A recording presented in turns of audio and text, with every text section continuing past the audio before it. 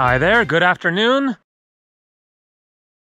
An amazing day here in the wilderness of Northern California.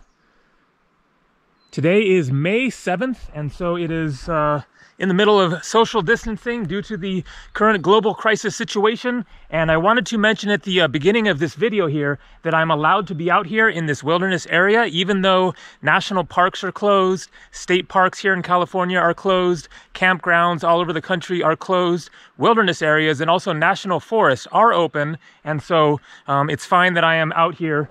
To my subscribers who might be a little confused, considering that a week ago I was in Whistler, Canada, then that will all be explained in upcoming videos. I'm making a video series. There's going to be 3 different videos about my arriving back in California after being in Canada, and then coming up here. I got a car and an offer for a place to live, etc., but don't want to get lost on that.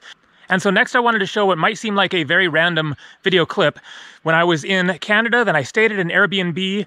A viewer of mine, saw that I was in Canada and contacted me and offered me a great deal on an Airbnb in Vancouver. And I promised that I would make a video tour and include it in a video for people to see as a thank you to him for helping to make my stay in Canada a little bit easier, giving me a great deal there. Jack is his name, really awesome guy. If you're ever in Vancouver, Canada and need a place to stay, check out his Airbnb, link down below. I'm now going to jump to a clip that I took showing the apartment there, and then I will get to the main part of this video showing all of my stuff that I've brought backpacking here in the wilderness here in Northern California. A viewer of mine contacted me and said that he had this Airbnb that wasn't being rented because nobody's, traveling. So he offered for me to stay here, and this place is amazing. So got my computer set up there, and a really awesome kitchen. And then there's actually like multiple floors upstairs, but it's not open. They can be opened if you have more people. And then a little toilet in there, and then the bedroom is downstairs. So it's below, ground level, kind of a basement. And bathroom here, really nice bathroom. Just took a shower. That felt good. And so this is called Round Meadow.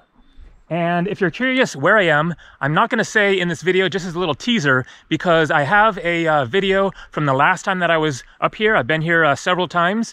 And so if you want to see where I am and also see much more of this wilderness area, check the link down below. All right, so we have here a campfire ring and some awesome chairs, and this was all just sitting here when I arrived. So let's start right here. This is a neck warmer. This is a fanny pack for my cameras and rain jacket. I'm just going to kind of fly through most of the things here that are, self-explanatory, and then I will explain a little bit more about some of the other things and also give some tips. For example, how to easily start a campfire. There will be a list down below of all of the items that I mentioned here, as well as a few things that I didn't bring that you might want to bring. And then I also wanted to say that even though I will be mentioning the brands of different products that I have here, this is not a sponsored video. I was not paid or given anything for free to make this video or mention any of these products. This is just the stuff that I bought and am using for my trip. So here we have a camping pot. It has the handle that folds out, and then this really handy mesh bag that didn't come with a pot. I don't even remember where I got that mesh bag. It might have been for something else, but that is very handy because I don't have a stove, and so that is one of the things that you might want to bring, of course. California tends to be quite dry and not much rain, and so I just build a campfire. But in that case, then you're putting the pot directly into the flames, and so it gets all kind of, blackened and ash covered and stuff, and so it is good to have a bag to put the pot in for when you put it in your backpack. A cup there, the handles close, and this works as a bowl as well. And a pair of flip-flops here, in case you want to be a little bit more comfortable walking around camp, or if it gets hot. It has been quite warm during the day here. And a day pack. And this comes in very handy. I highly recommend for, first of all, just something to put, you know, stuff in.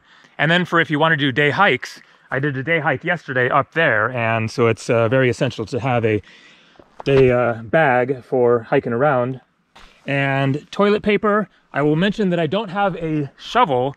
I normally have one. I don't have all of my best gear, as you'll see when I mention the backpack, because some of my stuff is in storage up in Oregon, and I didn't have my shovel. Could have bought one, of course, but it wasn't, you know, the most important thing, because I have a tip when it comes to doing your business out there in the woods, which is look for a rock, such as some of these, obviously away from your camp, but find a rock that is partially buried in the ground. That one isn't going to move, but find a rock that you can move over.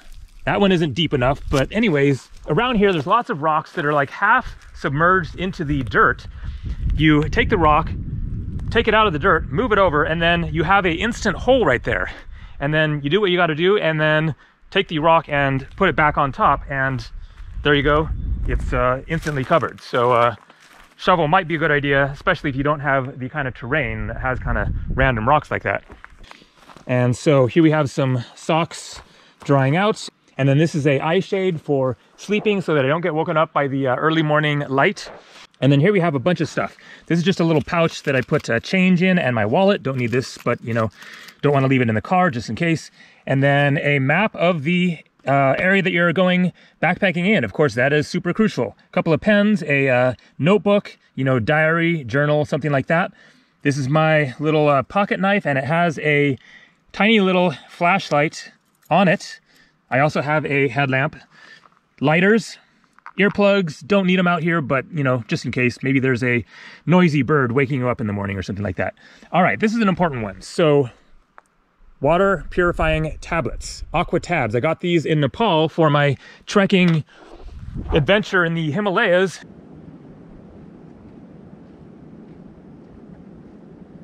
Check the link down below. One of my favorite videos that I made, a 70-minute movie about my whole week-long trek in the Himalayas.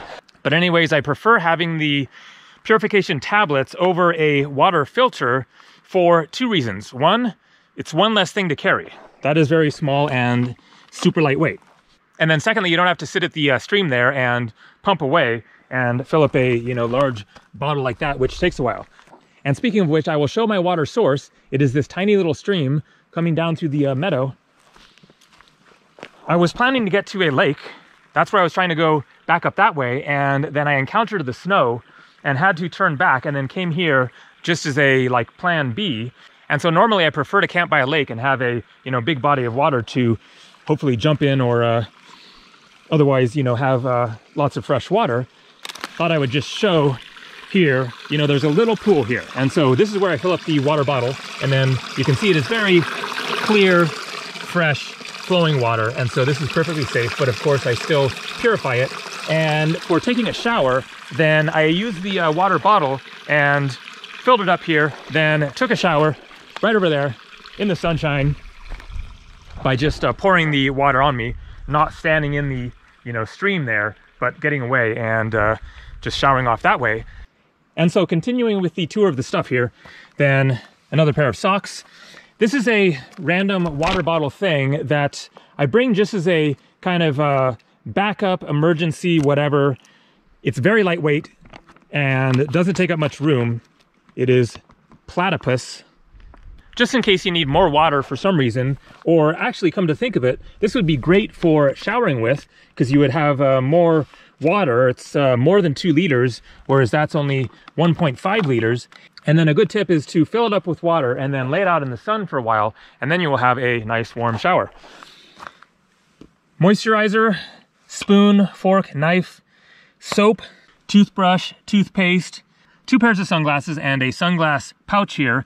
I brought 2 pairs because sunglasses are very important. Also, I noticed a little crack on one of my pairs, but it's not a bad idea to have 2 pairs of sunglasses anyways, as I encountered when I was up in the snow yesterday, hiking through the snow drifts, and the sun reflecting off the snow, especially with a absolutely clear sky. And if you don't have sunglasses, then you're at risk of getting snow blindness. And so if your sunglasses were to break or you lose them and you have nothing, then you could actually be in quite a bad situation. So headlamp, of course, super crucial.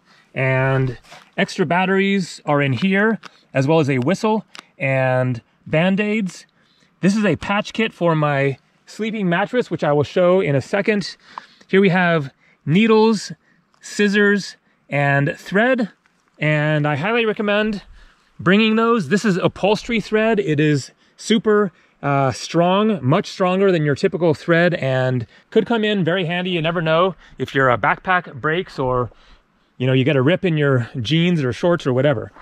And then some chapstick here, and 2 sets of keys for the car. Just don't want to lose a pair or whatever and be stuck out here having to hike out of the area. I am camped about 5 miles down the trail there, and then it is a long ways driving through windy Forest Service roads to get back to the highway, which itself is in the middle of nowhere. So speaking of which, my video about the last time that I was out here is about exactly that worst case scenario happening of my truck breaking down at the trailhead, way back, different trailhead, but right in the same area, and what I had to go through in order to get out of here.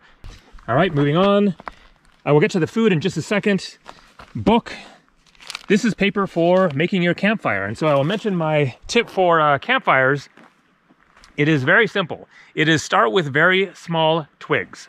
And that is it. If you just use that basic principle, then it will make your campfire building experience much easier. And so this is what I'm talking about, is just break off little tiny things like this. Take your paper, bring, a old newspaper or something, and then use as little paper as you need, just 1 or 2 pieces, crumple it up, and then start breaking little tiny teeny twigs like this, or maybe even smaller, and putting them on the paper and put them just all over, just really cover it up very thoroughly with the small little twigs, and then basically build up a pile of wood on the paper there that has progressively larger pieces. And you could even go up to fairly big stuff. And so I'll demonstrate this fire making technique. You can see very small, teeny little twigs under there, and then they get a little bit bigger on the outside, and I have lots more wood there ready to go. So let's fire this thing up and see how it works out. And there it goes. You can see it's lighting up the twigs very easily, and those will then get going and light up the bigger ones. Much easier than if you start with stuff this big, that being the smallest stuff, and then group all that onto the paper. It doesn't get going nearly as easy as if you have very tiny little twigs in there. All right, I need to finish up this tour because my camera battery is about to die, and this is my last camera battery because of all the other filming that I was doing. So let's fly through this. So 2 handkerchiefs for various uses, and then I will get to the food at the end. Gloves. This is long underwear bottoms, and I'm wearing the long underwear top, and then more socks. So I have 2 pairs of thick socks and 2 pairs of thin socks, 1 tank top, 1 t-shirt. I brought 3 pairs of underwear, shorts, my backpack. This is my traveling backpack. There is a link down below if you want to check it out. So this is not my backpacking backpack, which is bigger, and it is in my storage space that I mentioned in Oregon. I would prefer to have that one, so I don't recommend this backpack for backpacking in the wilderness and carrying all of your food and tent and all that kind of stuff, but it did work. I basically tied the day pack to the back of the backpack while I'm hiking along, and that worked anyways. Towel, this is a really great, very, thin, lightweight towel. A hat with a brim, super important. And of course a warm hat. And then here we have the sleeping bag and the tent. This is a 1-person tent you can see here. There is a link down below to the tent as well. It is really good for 1 person anyways. And this is a new Thermarest pad, Thermarest Neo Air Uber Light. And it's amazing because it packs up ridiculously small, like about that long and that big around, literally. It is so much smaller than the usual Thermarest types of mattresses. It was also very expensive. It was $140, and that was 30% off. It's normally more than $200, so you pay a lot for that kind of convenience. All right, now let's go through the food. I got this stuff that is all ready to go, and I highly recommend it. Alpine Air Foods, Himalayan lentils and rice. This is what I have left. I had 2 dinners already. Southwestern style masa with beef, and smokehouse chicken with rice and beans. These are super convenient because you boil your water and then open that up and pour the water inside it, and that is it. You don't need to sit there with the pot, you know, cooking away with the stuff in it, and also you don't end up with a dirty pot. You pour the water in there, close it up, wait 10 or 15 minutes or so until it starts to cool down a little bit, and then it will be ready to go, and you can just eat out of the bag there and then chuck the bag into the fire. Now, I know that it's a little bit controversial burning garbage, but it's going to end up in the environment one way or another, either back at a landfill or in the air here. And of course, you don't want to, you know, breathe in smoke from plastic or whatever, but with a good fire going, you just chuck it in there, it's gone in a minute, and then you don't have the smell of this thing. You don't have to wash it out. You don't have to pack it out, of course. So that is a very good system. And then also, I will point out, important thing here is a bear barrel. This is my first time having my own bear barrel. I had bear barrels when I was living in Alaska and working in Denali National Park. Then they are required because hiking out in the tundra, there are no trees. But the big advantage to the bear barrel is you don't have to hang your food at night. You just put the stuff in there, put this lid on it, it twists on and then clicks in, and a bear can't get in there. And then you just take the barrel and you put it somewhere away from your tent. And that saves a whole lot of hassle of having to have the rope and throw the rope over the tree limb and pull it up there and all that kind of stuff. And so continuing, this is a little bag for garbage. Not much in there, as you can see, because I've been burning my garbage.